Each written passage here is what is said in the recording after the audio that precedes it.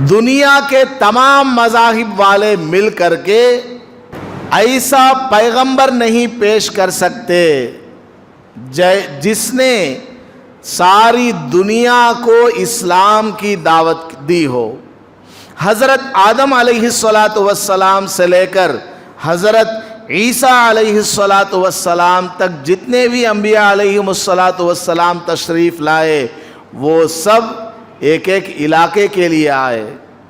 حضرت آدم علیہ السلام کا ان کا ایک ایریا تھا، حضرت شیس علیہ السلام ان کا ایک ایریا تھا، اور حضرت موسیٰ علیہ السلام ان کا ایک ایریا تھا، ان کی ایک قوم تھی۔ حضرت نوح علیہ السلام ان کی بھی ایک قوم ہے۔ حضرت یوسف علیہ السلام، داؤد علیہ السلام کو لے لیجئے، سلیمان علیہ السلام کو لے لیجئے، حضرت ابراہیم علیہ السلام کو لے لیجئے، تمام پیغمبروں کو آپ لے لیجئے، سب نے یہی دعوت دی کہ تم اللہ کو ایک خدا مان لو اور مجھے پیغمبر مان لو۔ لیکن دعوت کس کو دی ہے؟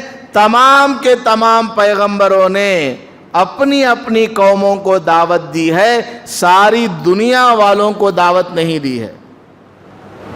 ہر ایک پیغمبر نے اپنے نبی ہونے کا اعلان کیا، ہر ایک پیغمبر نے اپنے نبی ہونے کا، رسول ہونے کا اعلان کیا، لیکن یہ جو اعلان کیا صرف اپنی قوم کے سامنے کیا۔ یہ نہیں کہا کہ میں سارے عالم کا نبی ہوں، ساری دنیا کا نبی ہوں، یہ نہیں کہا۔ تمام پیغمبروں کو آپ اٹھا لیجئے، قرآن کریم آپ پڑھ کر کے دیکھیے، احادیث کو آپ پڑھ کر کے دیکھیے، آپ کو خلاصہ یہی نکلے گا، کسی پیغمبر نے ساری دنیا کے رہنے والے انسانوں کو دعوت نہیں دی۔ وہ صرف ایک نبی علیہ السلام کا یہ مقام ہے کہ آپ جب دنیا میں نبی بن کر تشریف لائے تو آپ نے اعلان فرمایا وَمَا أَرْسَلْنَاكَ إِلَّا رَحْمَةً لِّلْعَالَمِينَ، وَمَا أَرْسَلْنَاكَ إِلَّا رَحْمَةً لِّلْعَالَمِينَ۔ اللہ پاک نے قرآن میں بتایا کہ ہم نے آپ کو تمام جہانوں کے لیے رحمت بنا کر کے بھیجا ہے، اور اعلان کرایا حضور کے ذریعے اليوم اکملت لکم دینکم، آج کے دن، یعنی جب حضور پاک صلی اللہ علیہ وسلم آخری مرتبہ حج کرنے کے لیے تشریف لائے، حجۃ الوداع جس کو کہا جاتا ہے، بالکل آخری وقت تھا آپ کا، اب اس کے بعد آپ کو دنیا سے پردہ فرما کر چلے جانا ہے۔ اس موقع پر آپ نے اعلان فرمایا اليوم اکملت لکم دینکم واتممت علیکم نعمتی ورضیت لکم الاسلام دینا، کہ آج کے دن دین مکمل ہو چکا ہے۔ اب قیامت تک یہی دین، یہی شریعت، یہی قانون، یہی کتاب قرآن کریم اور میرے جو فرامین ہیں، احادیث ہیں، اب قیامت تک یہی رہیں گے۔ ایسا اعلان کسی بھی نبی نے نہیں کیا۔ ہر نبی نے جب دنیا میں لوگوں کو دعوت دی، اللہ کی طرف بلایا، ہر نبی نے یہی کہا دیکھو میرے بعد آخر میں محمد نام کے ایک پیغمبر تشریف لانے والے۔ ہر پیغمبر نے اپنی قوم کو کہا کہ میرے بعد آخر میں ایک پیغمبر تشریف لانے والے ہیں، میں تمام دنیا والوں کا نبی ہوں، یہ کسی بھی پیغمبر نے دعویٰ نہیں کیا۔ ہر پیغمبر نے صرف اپنی اپنی قوم کو دعوت دی ہے۔ ایک بات تو یہ ہے جس کا جواب آج ساری دنیا کے لوگ نہیں دے سکتے، ساری دنیا کے غیر مذاہب والے نہیں دے سکتے، نہ یہودی، نہ عیسائی، نہ نصارہ، کوئی بھی ایسا پیغمبر پیش نہیں کر سکتا۔ اسی طرح اللہ پاک نے دنیا میں جتنے بھی انبیاء علیہ السلام کو بھیجا ہے، اور ان نبیوں کو ان کے نبی ہونے پر دلیل دے کر کے بھیجا، ایویڈنس۔ ہر ایک پیغمبر کو ان کے نبی ہونے پر ایک دلیل اور معجزہ دے کر کے بھیجا۔ حضرت موسیٰ علیہ السلام کو اللہ تعالیٰ نے عصا دیا ہوا تھا، عصا لاٹھی، اس کو زمین پر ڈالتے وہ سانپ بن جاتا تھا۔ حضرت موسیٰ علیہ السلام اپنا دست مبارک بغل کے نیچے رکھ کر کے باہر نکالتے، وہ اتنا روشن ہو جاتا کہ سورج کی روشنی اس ہاتھ سے نکلی ہوئی روشنی کے سامنے مدھم پڑ جاتی تھی۔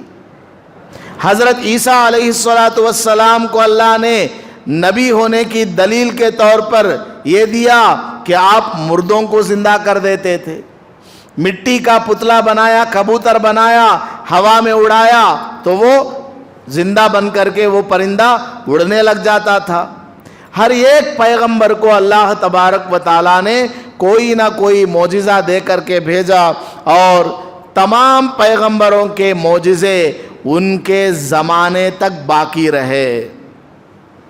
اب حضرت موسیٰ علیہ السلام کی لاٹھی کوئی لے کر کے زمین پر ڈالے گا، وہ سانپ نہیں بنے گا۔ اب کوئی آدمی کسی بھی پیغمبر کے معجزے کو دکھا نہیں سکتا ہے، صرف میرے اور آپ کے آقا امام الانبیاء محمود کبریا احمد مجتبی محمد مصطفیٰ صلی اللہ علیہ وسلم کو اللہ نے ایک ایسا معجزہ دیا ہے، قرآن کریم، اللہ کی کتاب، کلام اللہ، یہ ایسی کتاب، ایسا قرآن اللہ نے دیا ہوا ہے۔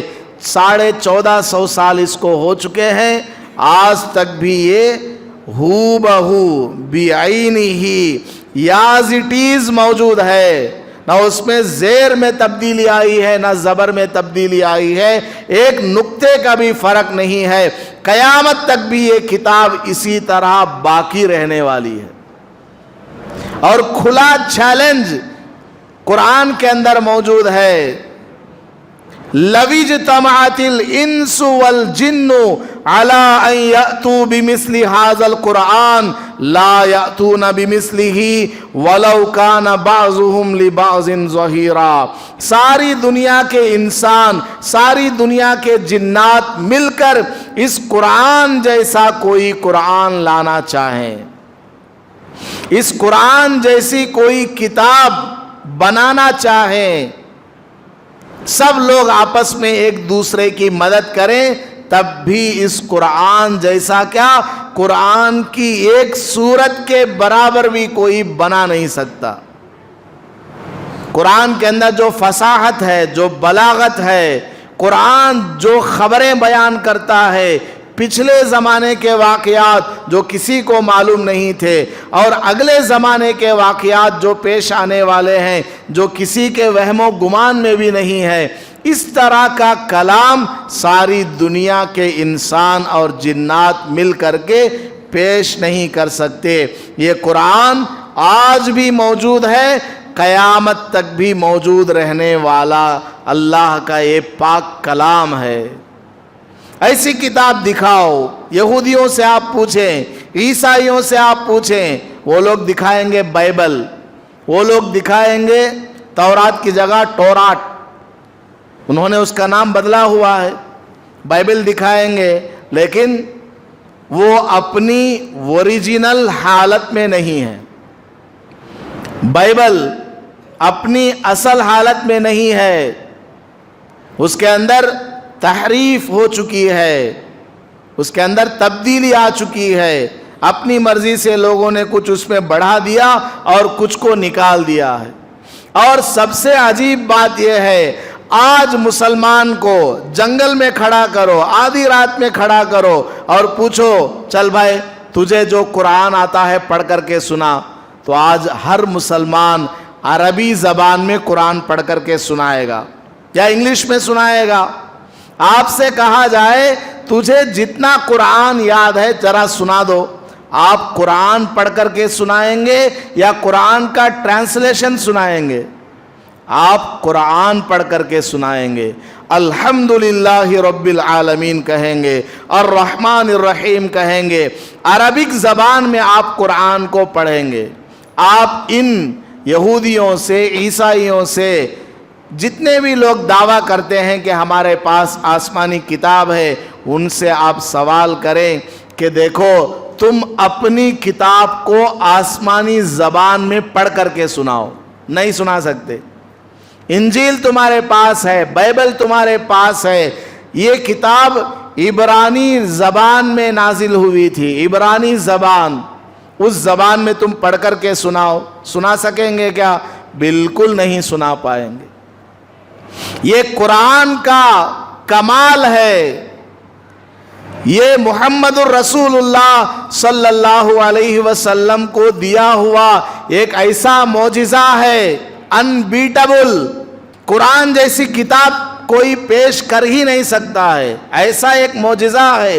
اسی طرح آپ صلی اللہ علیہ وسلم کی تعلیمات, آپ نے دنیا کو جو تعلیم دی ہے وہ کتابوں میں موجود ہے, حدیث کی شکل میں, فقہ کی شکل میں, سیرت کی شکل میں, ہسٹری اور بایوگرافی کے شکل میں موجود ہے.